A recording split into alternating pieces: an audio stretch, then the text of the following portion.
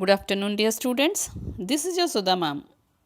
Welcome to the lesson 8, that is heredity from parent to progeny. In this lesson, we are going to study about the variations, monohybrid cross, parent to progeny, sex determination in human beings, acquired and inherited characters, Darwinism, evidences of evolution, and finally, human being a moving museum. Let's enter into today's topic. The process of reproduction usually gives rise to individuals that have some new characters in spite of the similarity that they share with their parents.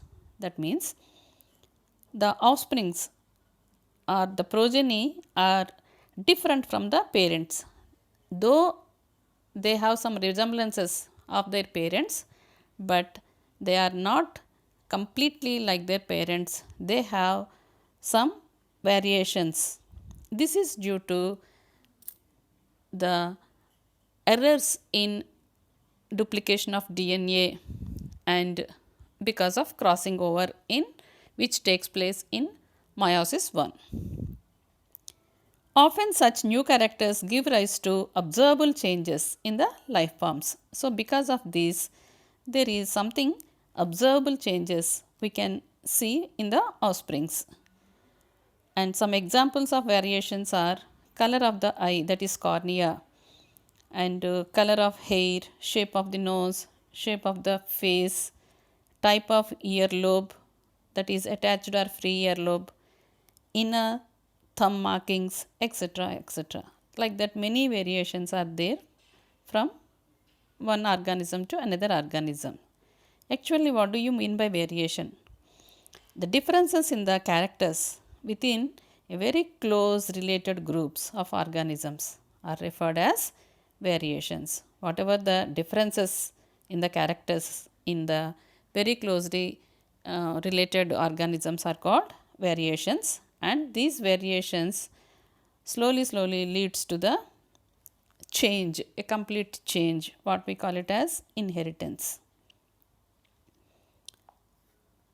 And Gregor John Mendel, he worked on the problems of how the variations were passed from one generation to another generation. And Mendel is the scientist, and he worked out how the variations are passing from generation to another generation. Mendel made many careful observations of plants and found that pea plants would be the most suitable to carry on the further experimentation. So he selected pea plants and he worked over 10,000 pea plants for over 7 years of time, and 34 different varieties of plants of pea plants he worked on. And he selected pea plant because it has 7 contrasting characteristic features he has selected for his study, that is color of the flower, position of the flower, color of the seed, shape of the seed, shape of the pod, color of the pod, and the length of the stem. Like that, he worked on 7 contrasting characteristic features of the pea plant. And if you see that the height of the stem or the length of the stem or height of the plant, there are 2 contrasting characters, that is tall and short. And shape of the seed shape, if you see, that is round and wrinkled. And color of the seed yellow and green, and color of the flower, that is purple and white, and position of the flower, that is axile and terminal, and shape of the flower, shape of the pod, that is inflated or constricted, pod color, that is green and yellow. Like that, there are several contrasting characteristic features. And moving on to the next one, that is Mendel hypothesized that the characters were carried as traits, and an organism always carried a pair of factors for a character. So, for each and every character, there is a pair of traits are responsible for that. He also hypothesized that distinguishing traits of same characters were present in the population of an organism. He assumed that the traits shown by the pea plants must be in their seeds that produced them, because from the seed only we are getting the new plant. So, he assumed that these traits are present in the seeds. The seeds must have obtained these traits from their parent plants. So, Mendel selected the garden pea plant for the following reasons, and the scientific name of the garden pea plant is Pisum sativum, and he selected this plant because of its characters like well defined characters. It has many contrasting characteristic features what we have discussed earlier. And bisexual flowers, it contain bisexual flowers, both male and female flowers are present, so that actually it goes for self pollination, and cross pollination also can be possible because of bisexual flowers, and predominantly self pollination, early hybridization, and it is a annual plant, so that many generations can be studied within a short period of time. And maintenance of these plants are grown very easily and maintained well. So, because of these characteristics, he selected the pea plant, that is Pisum sativum. Now, coming to the monohybrid cross. The cross between two monohybrid traits is called monohybrid cross. The genes are transferred from parents to offsprings in pairs known as allele. When the alleles are same, then they are called homozygous alleles, and when the alleles are different, then they are known as heterozygous alleles. And the dominant characters are described as by using capital letters, and the recessive by using small letters. Here in monohybrid cross, the dominant, homozygous dominant and homozygous recessive plants are taken as parental generation. For monohybrid cross, Mendel began with a pair of pea plants with two contrasting traits, that is, one tall and the another one is dwarf. A cross pollination of tall and dwarf plants resulted in all tall plants. All the hybrid plants were tall. He called this as a first hybrid generation, that is F1, and the offsprings were called filial 1 or F1 progeny.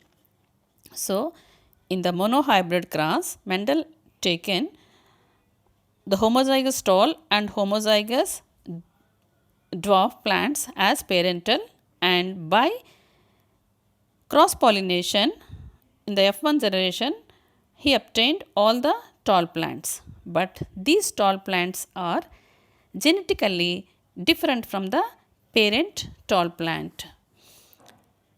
The genetic makeup of the plant is called genotype, and the physical appearance of the plant is called phenotype. Then he continued his experiment with self pollination of F1 progeny plants.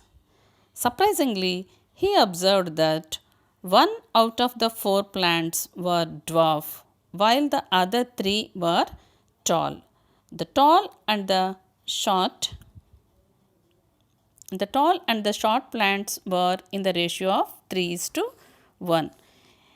By self-pollinating the F1 plants, he obtained F2 plants, and out of the 4 plants, 3 were tall and only 1 is short. He also noted that no progeny was in intermediate height.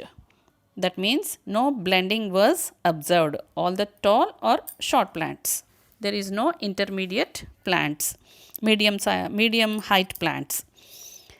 The result was the same for the other trait of plants too. That means he has taken seed shape or seed color or flower color. The result is same in all such cases. And he called the second hybrid generation, and the offsprings were filial 2 or F2 progeny. So in F2 plants, the ratio of the tall plants and the dwarf plants was around 3:1. The phenotypic ratio is 3:1. Phenotypic means the physical appearance of the plants. That means out of 4 plants, 3 are tall, whether they are homozygous or heterozygous, because one dominant gene is sufficient to express itself. And the genotypic ratio of F1, F2 generation is 1:2:1. That is, one homozygous tall, 2 heterozygous, and 1 homozygous recessive.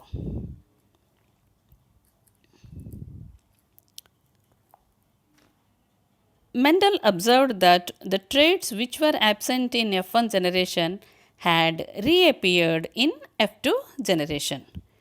He called such suppressed traits as recessive traits and the expressed traits as dominant traits.